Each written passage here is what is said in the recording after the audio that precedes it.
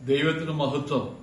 എന്റെ പ്രിയ സഹോദരന്മാരെ, നിങ്ങൾ ഉറപ്പുള്ളവരും കുലുങ്ങാത്തവരും നിങ്ങളുടെ പ്രയത്നം കർത്താവിൽ വ്യർത്ഥമല്ല എന്നറിഞ്ഞിരിക്കാൻ കർത്താവിന്റെ വേലയിൽ വർദ്ധിച്ചു വരുന്നവരും ആകുകയും നമ്മുടെ കർത്താവായ യേശുക്രിസ്തുവിന്റെ പ്രത്യക്ഷതയും അവന്റെ അടുക്കലുള്ള നമ്മുടെ സമാഗമനവും സംബന്ധിച്ച് നമ്മൾ വളരെ അറിവുള്ളവരായിരിക്കണം. കർത്താവ് വാഗ്ദത്തം ചെയ്തതുപോലെ തന്റെ സഭയെ ചേർക്കുവാൻ മധ്യാകാശത്തിൽ വേഗം വരും. കർത്താവ് ഇങ്ങനെ പറഞ്ഞു, ഞാൻ ലോകത്തെ ജയിച്ചതുകൊണ്ട് പിതാവിന്റെ സിംഹാസനത്തിൽ ഇരിക്കുന്നത് പോലെ